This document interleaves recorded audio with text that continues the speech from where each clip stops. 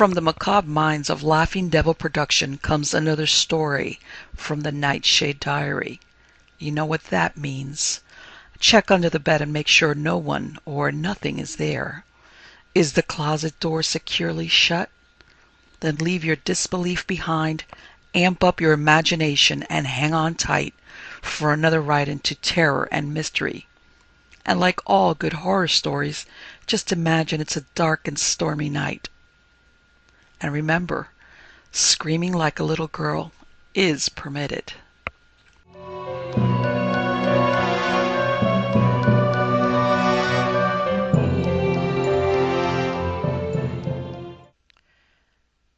Mimic by Donald A. Wollheim.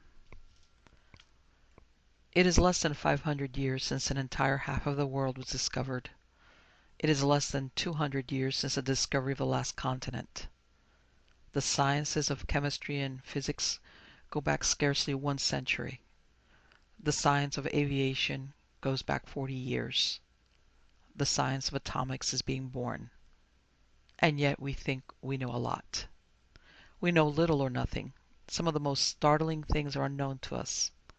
When they are discovered, they may shock us to the bone. We search for secrets in the far islands of the Pacific and among the ice fields of the frozen north, while under our very noses, rubbing shoulders with us every day, there may walk the undiscovered. It is a curious fact of nature that that which is in plain view is oft best hidden. I have always known of the man in the black coat. Since I was a child he has always lived on my street, and his eccentricities are so familiar that they go unmentioned except among the casual visitor. Here in the heart of the largest city in the world, in swarming New York, the eccentric and the odd may flourish unhindered.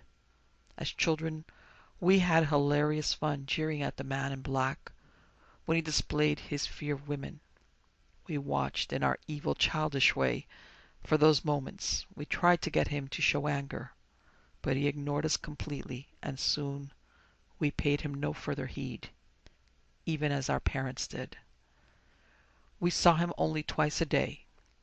Once in the early morning, when we would see his 6-foot figure come out of the grimy dark hallway of the tenement at the end of the street and stride down towards the elevator to work. Again when he came back at night. He was always dressed in a long black cloak that came to his ankles, and he wore a wide-brimmed hat down over his face. He was a sight from some weird story out of the old lands, but he harmed nobody and paid attention to nobody. Nobody except perhaps women. When a woman crossed his path, he would stop in his stride and come to a dead halt. We could see that he closed his eyes until she had passed. Then he would snap those wide, watery blue eyes open and march on as if nothing had happened. He was never known to speak to a woman. He would buy some groceries, maybe once a week at Antonio's, but only when there were no other patrons there. Antonio said once that he never talked. He just pointed at things he wanted and paid for them in bills that he pulled out of a pocket somewhere under his cloak. Antonio did not like him, but he never had any trouble from him either. Now that I think of it, nobody ever did have any trouble with him. We got used to him. We grew up on the street. We saw him occasionally when he came home and went back into the dark hallway of the house he lived in. He never had visitors. He never spoke to anyone. And he had once built something in his room out of metal. He had once, years ago, hauled up some long, flat metal sheets of tin or iron, and they had heard a lot of hammering and banging in his room for several days. But that had stopped, and that was all there was to that story. Where he worked, I don't know, and never found out. He had money, for he was reputed to pay his rent regularly when the janitor asked for it. Well, people like that inhabit big cities, and nobody knows the story of their lives until they're all over, or until something strange happens. I grew up, I went to college, I studied. Finally, I got a job assisting a museum curator. I spent my days mounting beetles and classifying exhibits of stuffed animals and preserved plants, and hundreds of insects from all over. Nature is a strange thing, I learned. You learn that very clearly when you work in a museum. You realize how nature uses the art of camouflage. There are twig insects that look exactly like a leaf or a branch of a tree. Exactly. Nature is strange and perfect that way. There's a moth in Central America that looks like a wasp. It even has a fake stinger made of hair, which it twists and curls just like a wasp's stinger. It has the same colorings, and even though its body is soft and not armored like a wasp's, it is colored to appear shiny and armored. It even flies in the daytime when wasps do, and not at night like all other moths. It moves like a wasp. It knows somehow that it is helpless, and that it can survive only by pretending to be as deadly to other insects as wasps are. I learned about army ants and their strange imitators. Army ants travel in huge columns of thousands and hundreds of thousands. They move along in a flowing stream several yards across, and they eat everything in their path. Everything in the jungle is afraid of them. Wasps, bees, snakes, other ants, birds, lizards, beetles, even men run away or get eaten. But in the midst of the army ants, there also travel many other creatures. Creatures that aren't ants at all, and that the army ants would kill if they knew of them. But they don't know of them because these other creatures are disguised. Some of them are beetles that look like ants. They have false markings like ant thoraxes, and they run along in imitation of ant speed. There is even one that is so long it is marked like 3 ants in single file. It moves so fast that the real ants never give it a second glance.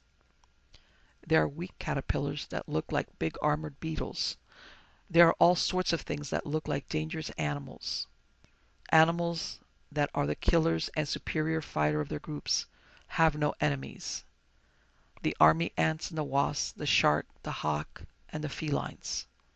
So there are a host of weak things that try to hide among them, to mimic them. And man is the greatest killer, the greatest hunter of them all. The whole world of nature knows man for the irresistible master. The roar of his gun, the cunning of his trap, the strength and agility of his arm place all else beneath him. Should man then be treated by nature differently from the other dominants, the army ants and the wasps? It was, as often happens to be the case, sheer luck that I happened to be on the street at the dawning hour when the janitor came running out of the tenement on my street, shouting for help. I had been working all night mounting new exhibits. The policeman on the beat and I were the only people, besides the janitor, to see the thing that we found in the 2 dingy rooms occupied by the stranger of the black cloak. The janitor explained, as the officer and I dashed up the narrow rickety stairs, that he had been awakened by the sounds of heavy thuds and shrill screams in the stranger's rooms. He had gone out on the hallway to listen. When we got there, the place was silent. A faint light shone from under the doorway. The policeman knocked. There was no answer. He put his ear to the door, and so did I. We heard a faint rustling, a continuous slow rustling as of a breeze blowing paper. The cop knocked again, but there was still no response. Then together we threw our weight at the door. 2 hard blows, and the rotted old lock gave way. We burst in. The room was filthy, the floor covered with scraps of torn paper, bits of detritus and garbage. The room was unfurnished, which I thought was odd. In the corner there stood a metal box, about 4 feet square, a type box held together with screws and ropes. It had a lid, opening at the top, which was down and fastened with a sort of wax seal. The stranger of the black cloak lay in the middle of the floor, dead. He was still wearing the cloak. The big slouch hat was lying on the floor some distance away. From the inside of the box, the faint rustling was coming. We turned over the stranger, took the cloak off. For several instants we saw nothing amiss, and then gradually, horribly, we became aware of some things that were wrong. His hair was short and curly brown. It stood straight up in its inch-long length. His eyes were open and staring. I noticed first that he had no eyebrows, only a curious dark line in the flesh over each eye. It was then I realized he had no nose. But no one had ever noticed that before. His skin was oddly mottled. Where the nose should have been, there was dark shadowings that made the appearance of a nose, if you only just glanced at him, like the work of a skillful artist in a painting. His mouth was as it should be and slightly open, but he had no teeth. His head perched upon a thin neck. The suit was not a suit. It was part of him. It was his body. What we thought was a coat was a huge black wing sheath, like a beetle has. He had a thorax like an insect, only the wing sheath covered it, and you couldn't notice it when he wore the cloak. The body bulged out below, tapering off into the two long, thin hind legs. His arms came out from under the top of the coat. He had a tiny secondary pair of arms folded tightly across his chest. There was a sharp, round hole nearly pierced in his chest, just above the arm, still oozing a watery liquid. The janitor fled gibbering. The officer was pale, but standing by his duty. I heard him muttering under his breath an endless stream of Hail Marys over and over again. The lower thorax, the abdomen, was very long and insect-like. It was crumpled up now, like the wreckage of an airplane fuselage. I recalled the appearance of a female wasp that had just laid eggs. Her thorax had had that empty appearance. The sight was a shock such as leaves one in full control. The mind rejects it, and it is only in afterthought that one can feel the dim shudder of horror. The rustling was still coming from the box. I motioned to the white-faced cop, and we went over and stood before it. He took the nightstick and knocked away the waxen seal. Then we heaved and pulled the lid open. A wave of noxious vapor assailed us. We staggered back as suddenly as a stream of flying things shot out of the huge iron container. The window was open, and straight out into the first glow of dawn they flew. There must have been dozens of them. They were about 2 or 3 inches long, and they flew on wide gauzy beetle wings. They looked like little men, strangely terrifying as they flew, clad in their black suits, with their expressionless face and their dots of watery blue eyes. And they flew out on transparent wings that came from under their black beetle coats. I ran to the window, fascinated, almost hypnotized. The horror of it had not reached my mind at once. Afterward, I have had spasms of numbing terror as my mind tries to put the thing together. The whole business was so utterly unexpected. We knew of army ants and their imitators, yet it never occurred to us that we too were army ants of a sort. We knew of stick insects, and it never occurred to us that there might be others that disguised themselves to fool, not other animals, but the supreme animal himself, man. We found some bones in the bottom of that iron case afterwards, but we couldn't identify them. Perhaps we did not try very hard. They might have been human. I suppose the stranger of the black cloak did not fear women so much as it distrusted them. Women notice men, perhaps more closely than other men do. Women might become suspicious sooner of the inhumanity, the deception.